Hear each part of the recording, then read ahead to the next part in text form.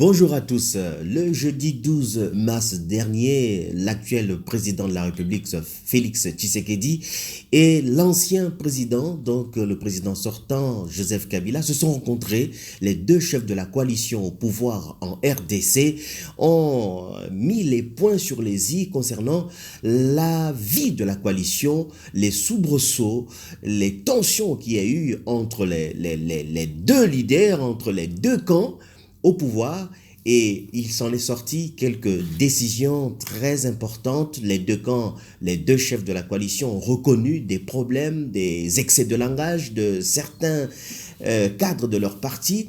Il a été question de mettre sur pied un cadre de concertation de très haut niveau, c'est-à-dire entre les deux personnalités, pour qu'à l'avenir, les soubresauts, les malentendus puissent être jugulés à leur niveau. Et il était question également de parler de l'avenir de la République démocratique du Congo en ce qui concerne la vie politique de la nation. Au sortir de cette rencontre, donc, le climat a été au beau fixe et la tension est complètement apaisée, et beaucoup d'analystes politiques, à l'instar de Freddy Mulumba, qui est directeur général adjoint de la RTNC, chercheur, politologue, a salué cette rencontre, mais avec nous aujourd'hui, il va aller au-delà de cette rencontre. Quel est son regard? Quel est votre regard, Freddy Mulumba, par rapport à cette rencontre? On se disait, mais quand est-ce ces gens, les deux acteurs allaient se rencontrer? Eh bien, c'est fait. Quel est votre point de vue au sortir de cette rencontre? Oui, Adam, je pense qu'il faut d'abord faire un constat. Un constat pour comprendre quelles sont les conditions d'une bonne transition politique réussie en République démocratique du Congo. Vous venez de le dire, il y a une coalition qui s'est mise en place entre les pouvoirs, entre le président sortant, qui représente l'FCC, et le président élu, le chef de l'État, qui représente le CACH. Donc il y a une coalition au pouvoir qui gère l'État congolais. Je pense que les Congolais doivent retenir 5 choses, ou bien 5 points importants. D'abord, le succès ou l'échec d'une transition politique dépend des qualités des élites. Premier point. Deuxième point, la politique n'est pas la lutte entre les biens et les mal. C'est un combat douteux entre les préférables et les testables. Troisième point, les crises sont inhérentes à la politique. Tout dépend de la manière de les résoudre. Quatrième point, l'ordre international libéral est en crise. Il y a un ordre mondial du XXe siècle qui est en train de se mettre en place. Cinquième point, le Congo, c'est un enjeu géopolitique, économique majeur. Donc ça, c'est une donne qui doit aider nos élites politiques et intellectuelles de prendre conscience. Mais est-ce que dans le monde, il y a eu des pays qui ont connu pareille alternance au niveau plus haut sommet de l'État, l'alternance politique? Est-ce qu'il y a des exemples concrets? Oui, Adam, il y a d'abord les cas, il y a 3 études de cas. D'abord, il y a la Russie, donc l'Union soviétique vers la Russie. Nous avons l'Espagne, mais aussi l'Afrique du Sud.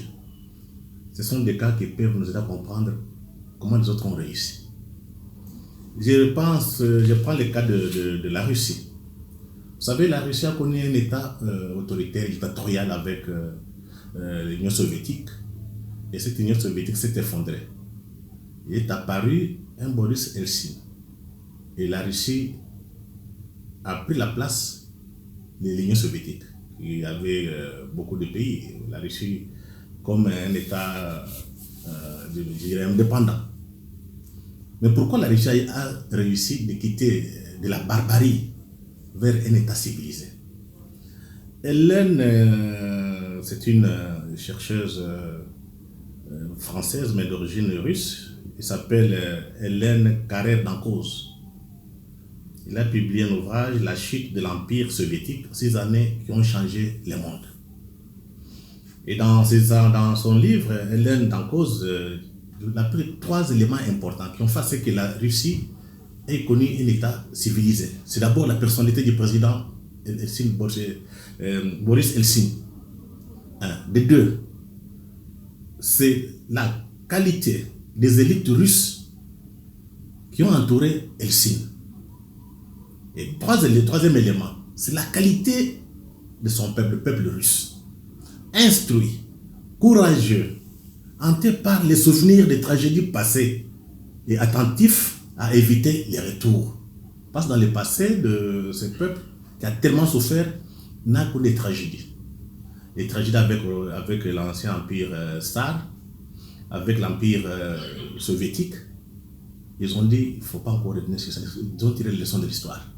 Voilà pourquoi la Russie est passée d'un État barbare, donc l'Union soviétique, vers un État civilisé qui est la Russie. Deuxième élément, c'est l'Espagne. L'Espagne, dans le deuxième cas, l'Espagne a connu la même chose que presque la Russie, mais pas tellement. Mais il y avait une dictature de Franco, une dictature militaire. En 1975, Franco est mort. Et les militaires ont fait appel à Juan Carlos, qui était devenu roi. Et Juan Carlos a fait le choix de la démocratie et non de la dictature. Donc c'est lui qui était le maillon. Mais pour arriver à savoir ce qu'il a fait, de 2 côtés, on a enlevé tous les extrémistes qui étaient au sein de Franco, qui étaient contre la démocratie. Et du côté de l'opposition, on a enlevé tous les extrémistes qui ne voulaient pas qu'on négocie. Donc c'est le travail entre les modérés. Les 2 côtés, du côté de l'opposition et du côté de la dictature, qui ont fait que la démocratie s'installe en Espagne. Et pour arriver à ce niveau-là, il y a eu un compromis politique. Le compromis politique, c'était que le pouvoir militaire, l'armée ne va plus s'immiscer dans la politique. L'armée est là pour sauvegarder les intérêts nationaux et l'unité de l'Espagne. Mais maintenant, les hommes politiques, les partis politiques, sont entendus pour mettre en place des structures, un système démocratique qui peut permettre aux gens de s'exprimer. Donc, qu'ils garantissent maintenant, ils ont garanti à l'armée, à la police de ne pas toucher. C'est difficile, mais il fallait faire ça pour que ces compromis aboutissent à un succès. Le dernier cas, le troisième, c'est le cas de l'Afrique du Sud. Vous avez suivi avec l'apartheid, les Blancs trônaient sur le toit, les Noirs étaient exclus, et Mandela, qui a fait la prison, a été relâché. Mais Mandela a négocié avec de Klerk. De Klerk, c'était le pouvoir du Parti national sud-africain, et Mandela, c'était l'ANC. Et qu'est-ce qu'ils ont fait? Ils ont exclu de 2 côtés tous les extrémistes, du côté des Noirs, du côté de l'ANC, et du côté du Parti national de Klerk. On a mis aussi de côté tous les Blancs conservateurs qui pensent que c'est une race supérieure. Maintenant, des 2 côtés, Mandela et de Klerk se sont aidés, de façon que si ils mettent les extrêmes hors d'état de nuire, il faut qu'ils fassent une coalition. Et ils sont arrivés à mettre une coalition en place. Et regardez là où se trouve l'Afrique du Sud aujourd'hui. Donc si je prends ces 3 cas, c'est pour dire aux Congolais, on n'a pas inventé la roue. L'histoire des autres peut nous aider à comprendre des enjeux et comment en sortir. Mais comment il faut faire? Parce que là, vous avez cité 3 cas, et par rapport à certaines cultures aussi de ces pays-là, la Russie, vous avez dit, parce que le peuple était déjà très éveillé, nous avons une autre culture tout autre. Comment peut-on faire maintenant, nous? Quel est le cas qui convient le mieux? Ou bien doit-on repenser l'État, la politique, l'enseignement, les élites d'une autre manière? Oui, c'est une leçon d'histoire. En 60, il y a un conflit entre Lumumba et Kasavubu. Lumumba premier ministre, Kasavubu président. Kasavubu a révoqué Lumumba a révoqué Kasavubu. C'était la confusion totale. Mais derrière Lumumba et Kasavubu, il y avait les services de renseignement occidentaux qui étaient les ficelles parce qu'ils n'avaient pas besoin d'avoir un Congo indépendant. Sinon, les richesses du Congo allaient échapper. Mais comme dans ce temps, Lumumba et Kasavubu n'avaient pas compris les enjeux, ils se sont affrontés. Et puis il y a un troisième larron, c'est Mobutu. Donc dans ce qui se passe aujourd'hui, il faudrait que les médias les intellectuels jouent un grand rôle. Ça signifie quoi? Il faut que les débats politiques quittent la rue.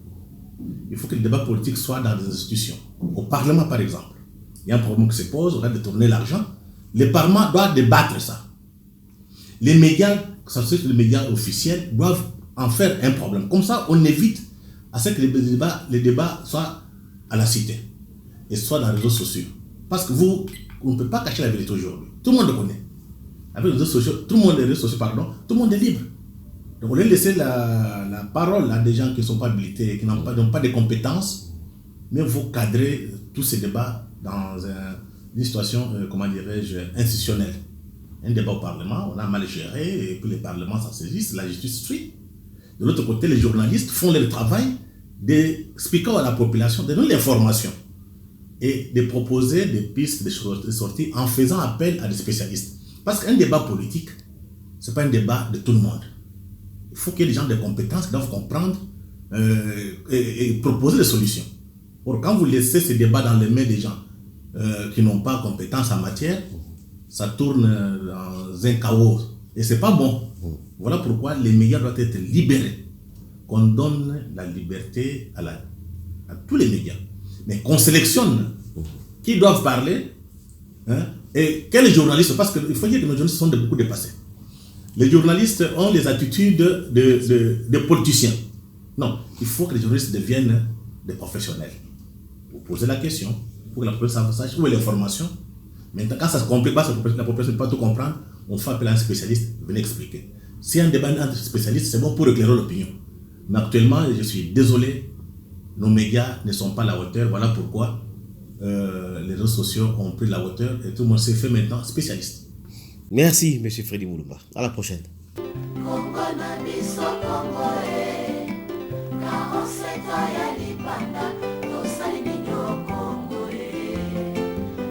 Cindy